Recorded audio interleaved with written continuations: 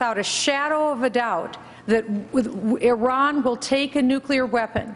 They will use it to wipe our ally Israel off the face of the map, and they've stated they will use it against the United States of America. Look no further than the Iranian Constitution, which states unequivocally that their mission is to extend jihad across the world and eventually to set up a worldwide caliphate. We would be fools and knaves to ignore their purpose and their plan.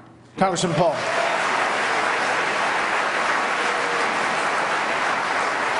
Obviously, I would like to see a lot less nuclear weapons. I don't want Iran to have a nuclear weapon. I would like to reduce them because there would be less chance of war. But to declare war on 1.2 billion Muslims and say all Muslims are the same, this is dangerous talk. Yeah, there are some radicals, but they don't come here to kill us because we're free and prosperous. Do they go to Switzerland and Sweden?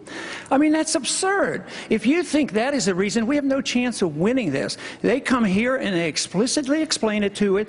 The CIA has explained it to us. It said they come here and they want to do us harm because we're bombing them. What is the whole world about the drone being in Iran? And we're begging and pleading, and how are we going to start a war to get this drone back? Why were we flying the drone over Iran? Why do we have to bomb so many countries? Why are we have 900 bases, 130 countries, and we're totally bankrupt? How are you going to rebuild the military when we have no money? How are we going to take care of the people?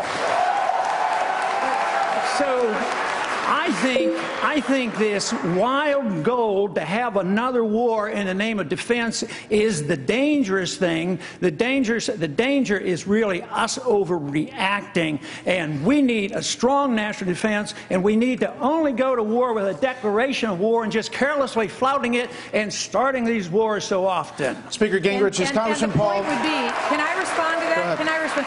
And the problem would be the greatest underreaction in world history if we have an avowed madman who uses that nuclear weapon to wipe nations off the face of the earth. And we have an IAEA report that just recently came out that said literally Iran is within just months of being able to obtain that weapon. Okay. Nothing could be more dangerous than the comments that we just heard. All right, 30 seconds. There is no UN report that said that. It's totally wrong on what you just said. IAEA report. That is not true.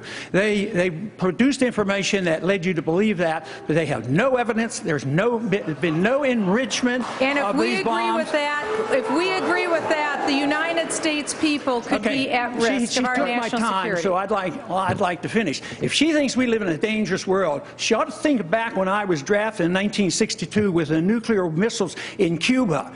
And Kennedy calls Khrushchev and talks to him and talks him out of this, and we don't have a nuclear exchange.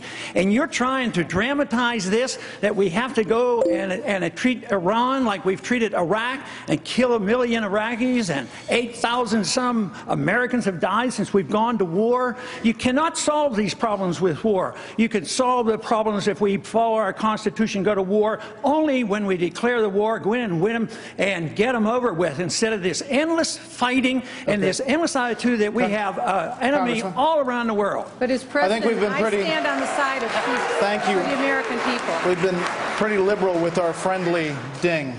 Mr. Speaker, you have been openly critical of the United Nations. For example, on the topic of Palestinian efforts for statehood at the UN, you said, quote, "We don't need to fund a corrupt